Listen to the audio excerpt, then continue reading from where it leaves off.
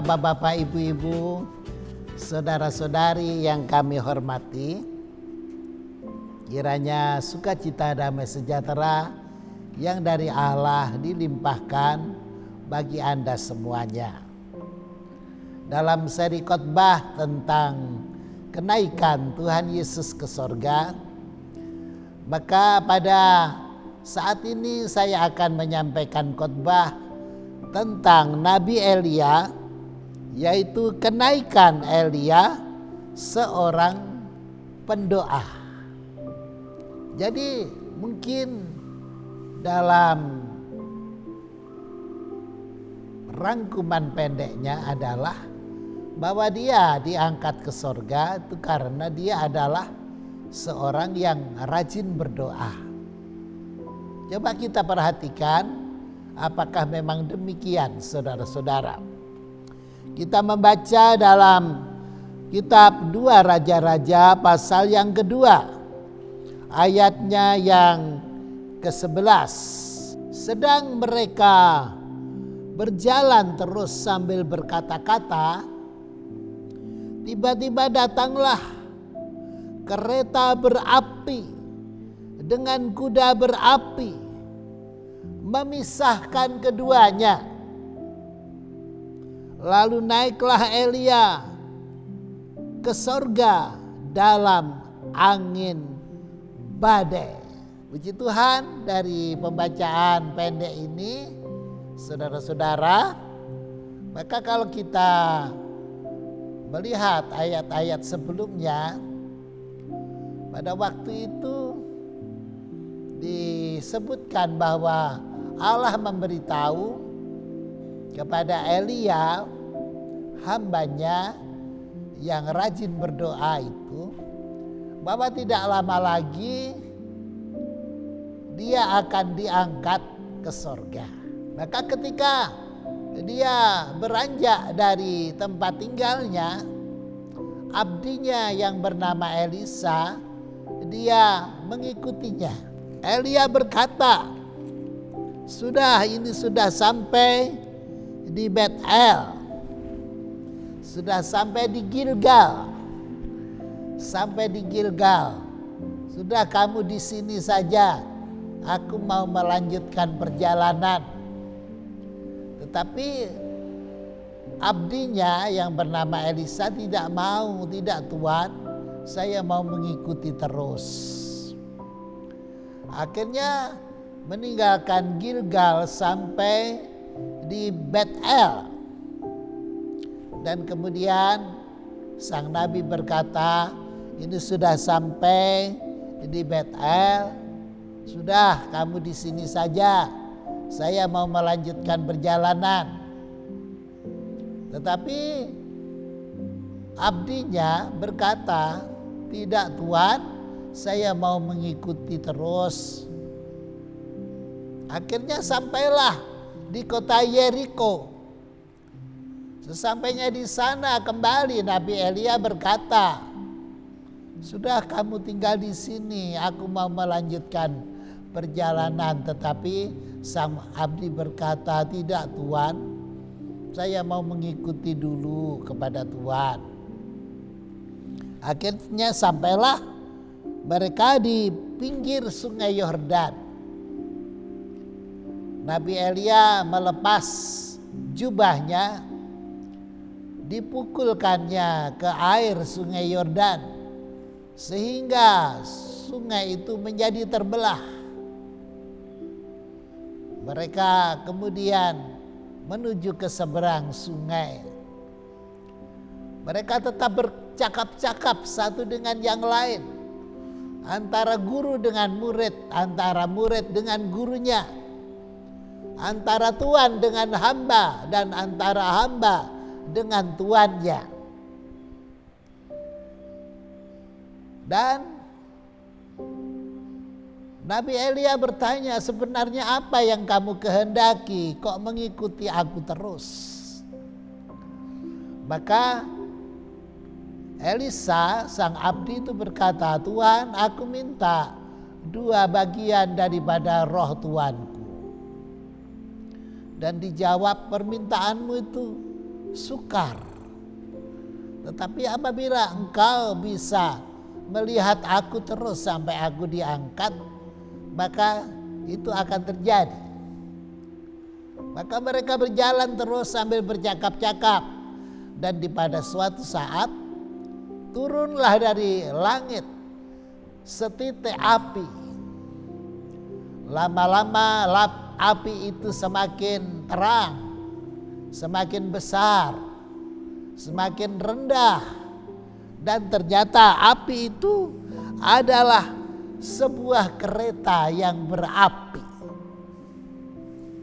Kereta lengkap dengan kudanya yang bernyala-nyala dengan api, memisahkan keduanya, Elia dan Elisa. Akhirnya setelah terjadi demikian, Elia pun naik ke atas kereta.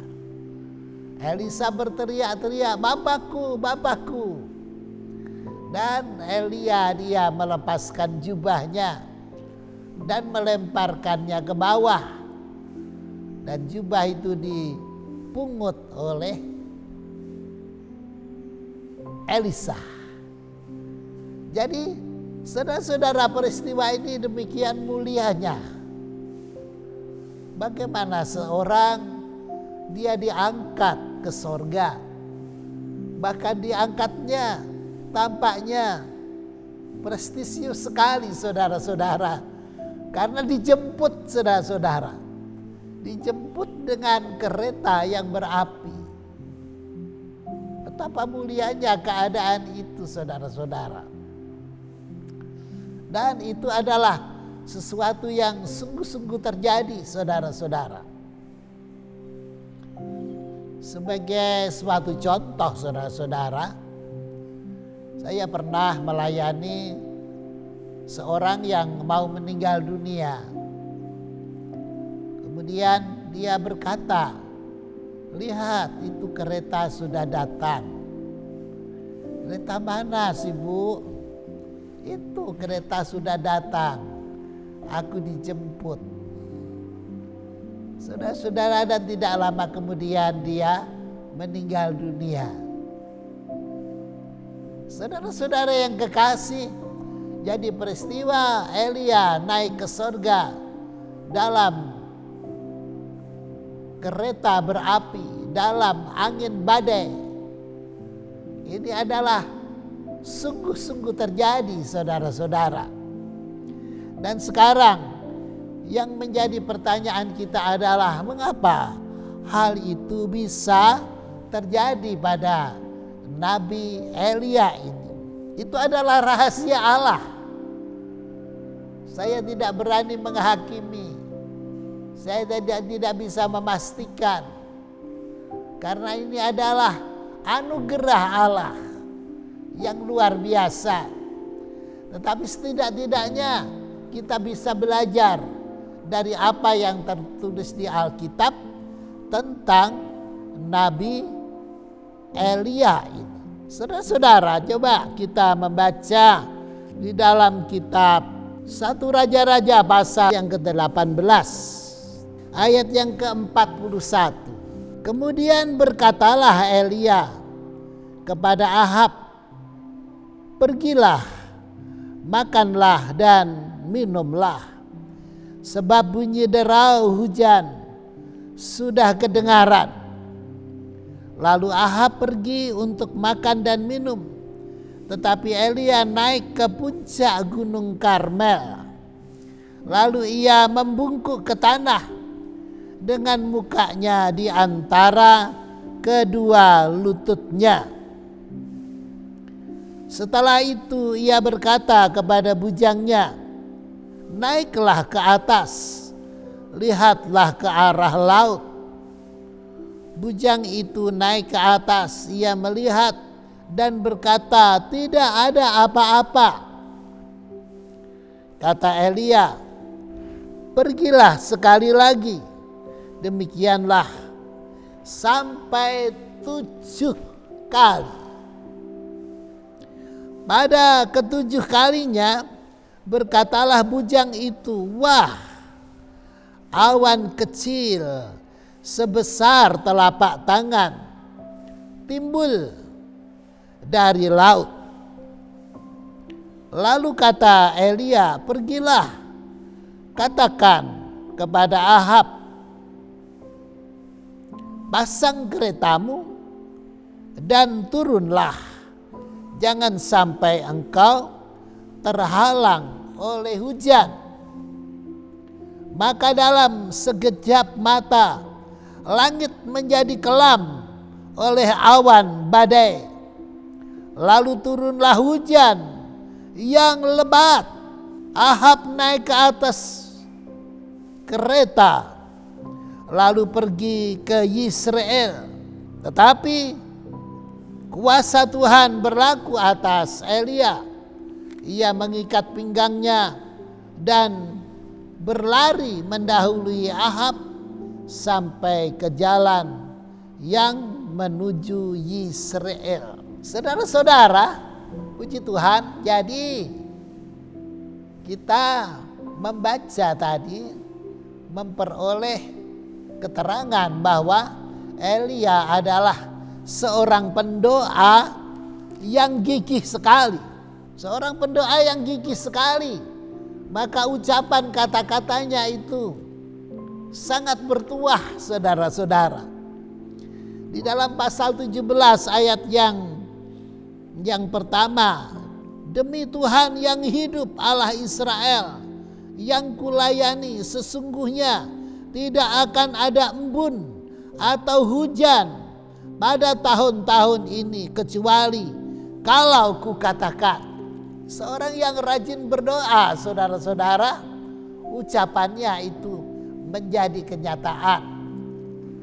Jadi ketika bangsa Israel jatuh dalam penyembahan berhala yang mengakibatkan sakit hatinya Tuhan, maka selama 3 tahun setengah tidak ada hujan dan tidak ada embun. Oleh karena doanya Nabi Elia. Saudara-saudara, dan tadi kita baca, kemudian hujan pun turun dengan lebat karena doanya Nabi Elia juga. Dan kita baca tadi sampai 7 kali dia menaruh keningnya ke tanah untuk berdoa. 7 ini biasanya dalam Alkitab merupakan angka sempurna. Untuk sementara waktu, saudara-saudara, kita simpulkan bahwa Elia diangkat ke sorga dengan angin badai oleh karena dia adalah seorang pendoa yang sangat kuat. Berikutnya nanti akan kita lihat, saudara-saudara, bagaimana aplikasinya di dalam kehidupan kita yang hidup pada zaman sekarang ini. Saudara-saudara sekalian, mari kita perhatikan pembacaan Alkitab yang tertulis di dalam surat Yakobus pasal 5 ayatnya yang ke-17 dan 18. Elia adalah manusia biasa, sama seperti kita, dan ia telah bersungguh-sungguh berdoa supaya hujan jangan turun, dan hujan pun tidak turun di bumi selama 3 tahun dan 6 bulan.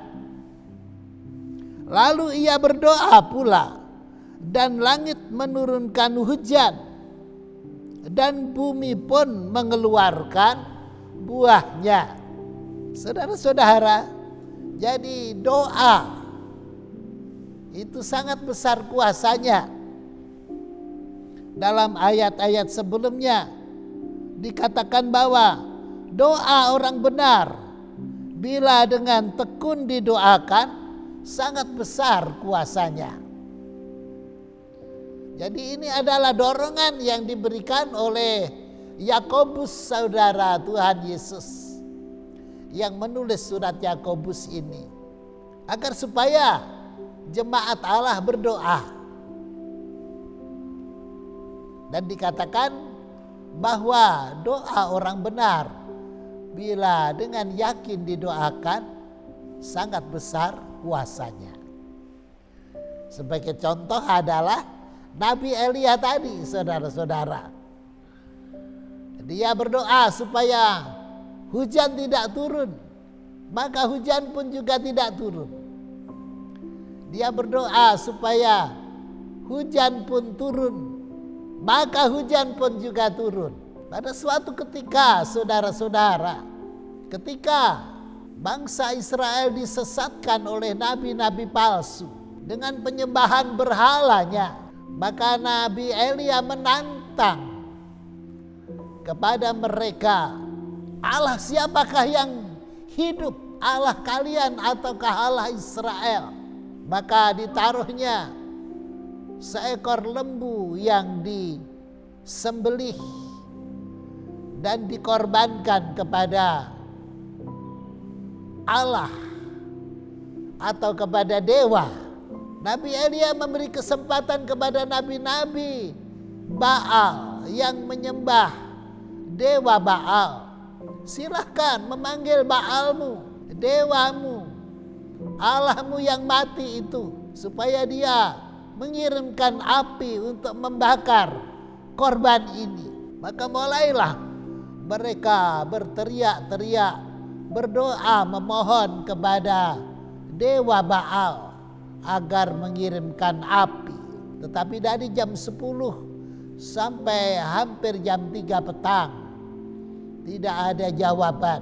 Dan bahkan ada yang menyiksa tubuhnya dengan menoreh-norehkan pisau sehingga darah bercucuran untuk mengambil perhatian dari para dewa. Tetapi tidak ada jawaban apa-apa. Tetapi kemudian setelah petang hari, Elia berkata, baiklah, kalian tidak berhasil dan Allahmu ternyata adalah Allah yang mati.